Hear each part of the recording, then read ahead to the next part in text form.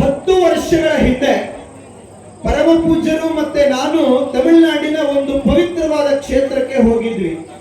ಯಾಕೆ ಮಾತನ್ನ ಹೇಳ್ತಾನೆ ಅಂದ್ರೆ, ಅನೇಕ ಮಂದಿ ಕೆಲವು ನಾಸ್ತಿಕರು ದೇವರಿಲ್ಲ ಅಂತ ಬಾಯಿ ಬಡ್ಕೊಂಡು ರೋಡ್ ತುಂಬಾ ದೇವರಿಲ್ಲ ಅನ್ನೋ ಶಬ್ದದಲ್ಲೇ ದೇವರು ಅಂತ ಉಚ್ಚರಿಸ್ಕೊಂಡು ಓಡಾಡ್ತಾ ಇರ್ತಾರೆ. ಒಮ್ಮೆ ಒಂದು ರಾಜ್ಯಕ್ಕೆ ಒಬ್ಬ ನಾಸ್ತಿಕ ಬರ್ತಾನೆ. ಆ ನಾಸ್ತಿಕ ಆ ರಾಜನ ಹತ್ರ ಬಂದು, ದೇವರು ಇಲ್ಲ ಅಂತ ನಾನು ವಾದ ಮಾಡ್ತೇನೆ, ದೇವರಿದ್ದಾನೆ ಅಂತ ನಿಮ್ಮ ಆಸ್ಥಾನದಲ್ಲಿ ಯಾರಾದ್ರೂ ಪಂಡಿತರು ವಾದ ಮಾಡಿ ಗೆದ್ರೆ ನಾನು ನಿಮಗೆ ಜೀವನ ಪರ್ಯಂತ ಕೂಲಿಯಾಳಾಗಿ ಕೆಲಸ ಮಾಡ್ತೇನೆ, ಇಲ್ಲ ಅಂದ್ರೆ ನಿಮ್ಮ ಪಂಡಿತರು ವಾದದಲ್ಲಿ ಸೋತರೆ ನೀವೆಲ್ಲರೂ ಕೂಡ ರಾಜ್ಯವನ್ನ ನನಗೆ ಒಪ್ಪಿಸಬೇಕು ಅಂತ.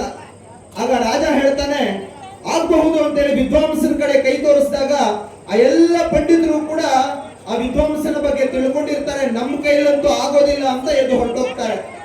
ರಾಜನಿಗೆ ತಲೆ ಕೆಟ್ಟೋಯ್ತು, ಏನಪ್ಪ ಮಾಡೋದು ಅಂತ ಹೇಳಿ ಡಂಗುರ ಸಾರಿಸಿದ ಊರಿಗೆಲ್ಲ, ದಯವಿಟ್ಟು ರಾಜ್ಯದ ಮಾನ ಮರ್ಯಾದೆ ಕಾಪಾಡಬೇಕು ಅಂದ್ರೆ ಯಾರಾದ್ರೂ ಬಂದು ಆ ವಿದ್ವಾಂಸನ ಜೊತೆ ವಾದ ಮಾಡಿ ಗೆಲ್ಲಿ ಅಂತ.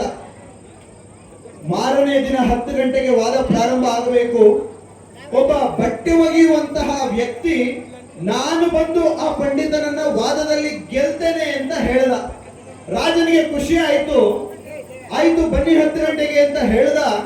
ಆ ವಿದ್ವಾಂಸ ಮಾರನೇ ದಿನ 10 ಗಂಟೆಗೆ ಬಂದು ಅಲ್ಲಿ ಆಸ್ಥಾನದಲ್ಲಿ ಕುಳಿತ. 10 ಆಯ್ತು, ಈ ಬಟ್ಟೆ ಒಗೆಯುವಂತ ವ್ಯಕ್ತಿ ಬರಲಿಲ್ಲ. 10:15 ಆಯ್ತು, ಬಟ್ಟೆ ಒಗೆಯುವಂತ ವ್ಯಕ್ತಿ ವಾದ ಮಾಡ್ಲಿಕ್ಕೆ ಬರಲಿಲ್ಲ. ರಾಜನಿಗೆಲ್ಲೋ ಒಂದು ಕಡೆ ಭಯ ಆಯ್ತು, ಬರ್ತಾನೋ ಇಲ್ವೋ ರಾಜ್ಯದ ಘನತೆ ಗೌರವ ಮಾನ ಮರ್ಯಾದೆ ಪ್ರಶ್ನೆ ಅಂತ. 10:15 11 ಗಂಟೆ ಆದ್ರೂ ಅವನು ಬರಲಿಲ್ಲ. 12 ಗಂಟೆಗೆ ಬಂದ.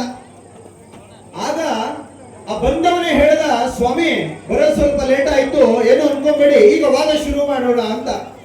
ಆಗ ನಾಸ್ತಿಕ ವಿದ್ವಾಂಸ ಹೇಳ್ತಾನೆ, ವಾದ ಶುರು ಮಾಡೋದಕ್ಕಿಂತ ಮೊದಲು ನನ್ನ ಪ್ರಶ್ನೆಗೆ ಉತ್ತರ ಕೊಡು. ನೀನು ಯಾಕೆ 2 ಗಂಟೆ ಲೇಟ್ ಆಗಿ ಬಂದೆ? 10 ಗಂಟೆಗೆ ಬರಬೇಕು ಅಂತ ಹೇಳಿದ್ರು ತಾನೆ ರಾಜರು, 12 ಗಂಟೆಗೆ ಯಾಕೆ ಬಂದೆ ಅಂತ ಹೇಳಿದ್ರು. ಆಗ ಆ ಬಟ್ಟೆ ಒಗೆಯುವ ವ್ಯಕ್ತಿ ಹೇಳ್ದ, ಸ್ವಾಮಿ ನದಿಯಿಂದ ಆಚೆಗೆ ನನ್ನ ಮನೆ, ನದಿಯನ್ನ ದಾಟಿ ಈ ಕಡೆ ಬರಬೇಕು. ನದಿಯನ್ನ ದಾಟಿ ಬರಬೇಕು ಅಂದ್ರೆ ದೋಣಿಯಲ್ಲಿ ಪ್ರಯಾಣ ಮಾಡಬೇಕು. ಒಂದು ದೋಣಿ ಇತ್ತು. ಆ ದೋಣಿ ಹೇಗಪ್ಪ ಇತ್ತು ಅಂದ್ರೆ ಜನ ಎಲ್ಲ ಹೋಗಿ ಅದರೊಳಗೆ ಕೂತ್ಕೊಳ್ತಾ ಇದ್ರು. ತನ್ನಿಂದ ತಾನೇ ಅಂಬಿಗನ ಸಹಾಯ ಇಲ್ಲದೆ ಆ ದೋಣಿ ನೇರವಾಗಿ ಹೋಗಿ ಆ ಕಡೆ ದಡಕ್ಕೆ ಹೋಗ್ತಾ ಇತ್ತು. ಜನ ಇಳ್ಕೊಳ್ತಾ ಇದ್ರು, ಮತ್ತೆ ಅಲ್ಲಿ ಜನ ತುಂಬಿಕೊಳ್ತಾ ಇದ್ರು. ಯಾವ ಅಂಬಿಗನ ಸಹಾಯ ಇಲ್ಲದೆ ಆ ದೋಣಿ ತನ್ನಿಂದ ತಾನೇ ಈ ಕಡೆ ನದಿ ದಡಕ್ಕೆ ಬರ್ತಾ ಇತ್ತು. ಜನ ಇಳ್ಕೊಳ್ತಾ ಇದ್ರು.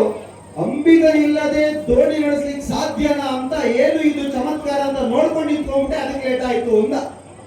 ಆಗ ಆ ದೇವರಿಲ್ಲ ಅಂತ ವಾದ ಮಾಡೋದಕ್ಕೆ ಬಂದಿದ್ನಲ್ಲ ಅವನೊಂದು ಪ್ರಶ್ನೆ ಕೇಳ್ದ, ನಿನಗೇನ್ ತಿಕ್ಕೇನಾದ್ರೂ ಹುಚ್ಚಿಗೆ ಹಿಡಿದಿದೆಯೇನಯ್ಯ?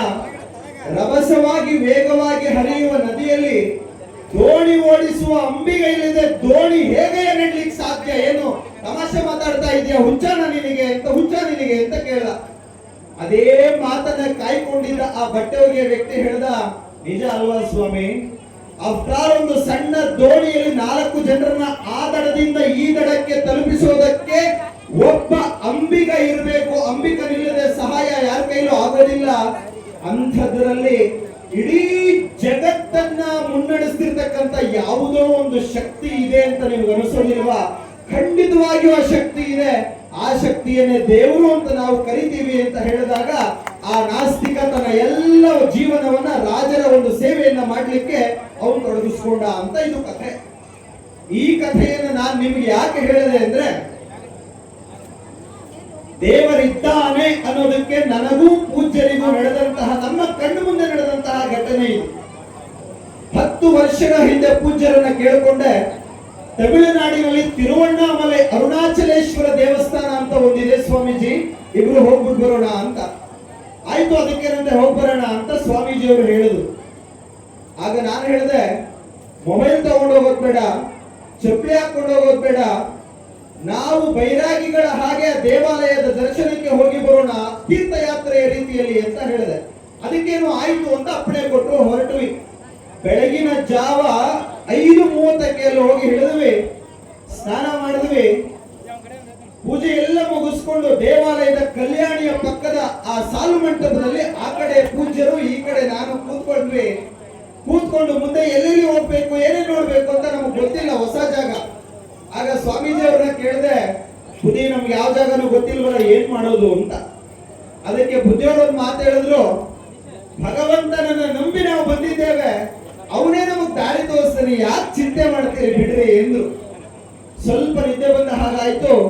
ಒಂದು 5 ನಿಮಿಷ ಇಬ್ಬರು ಕಂಬಕ್ಕೆ ಹೊರಗಿ ನಿದ್ದೆಯನ್ನ ಮಾಡಿ ಕಂಡುಬಿಡೋ ಅಷ್ಟೊತ್ತಿಗೆ ಸತ್ಯವಾಗಿಯೂ ಪ್ರಮಾಣವಾಗಿಯೂ ಹೇಳ್ತಾ ಇದ್ದೇನೆ, ನಮ್ಮಿಬ್ಬರ ಮಧ್ಯದಲ್ಲಿ ನಮಗಿಂತ 10 ವರ್ಷ 12 ವರ್ಷ ಹಿರಿಯರೊಬ್ರು ಕೂತಿದ್ರು.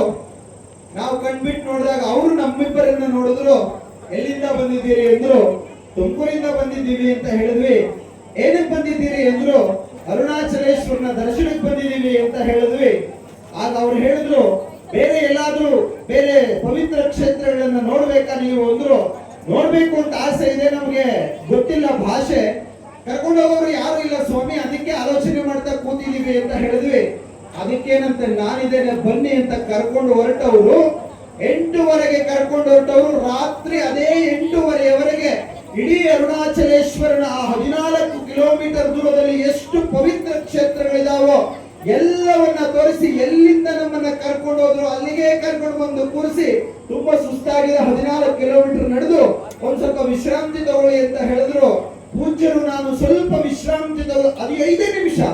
5 ನಿಮಿಷದ ನಂತರ ಕಣ್ಬಿಟ್ಟು ನೋಡಿದ್ರೆ ಆ ವ್ಯಕ್ತಿ ಅಲ್ಲಿಂದ ಮಾಯವಾಗಿದ್ದ.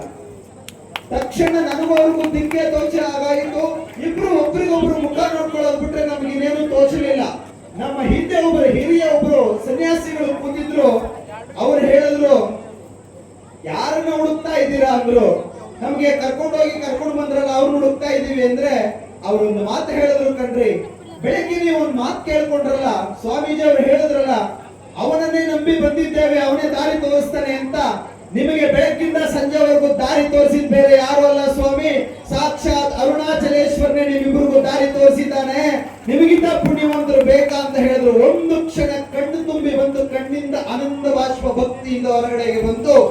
ದೇವರು ಇದ್ದಾನೆ, ದೇವರು ಇದ್ದಾನೆ ಅಂತ ನನಗೆ ಅವರಿಗೆ ಪ್ರತ್ಯಕ್ಷ ದರ್ಶನವಾಗಿದ್ದು ಅರುಣಾಚಲೇಶ್ವರದಲ್ಲಿ, ತಮಿಳುನಾಡಿನಲ್ಲಿ. ಆತ್ಮೀಯರೇ, ನನ್ನನ್ನ ನಿಮ್ಮನ್ನ ಇಡೀ ಜಗತ್ತನ್ನು ಮುನ್ನಡೆಸ್ತಾ ಇರ್ತಕ್ಕಂಥ ಯಾವುದೋ ಒಂದು ಜಗನ್ನಿಯಾಮಕ ಶಕ್ತಿ ಇದೆ. ಆ ಶಕ್ತಿಯೇ ನಮ್ಮೆಲ್ಲರನ್ನ ಮುನ್ನಡೆಸ್ತಾ ಇದೆ.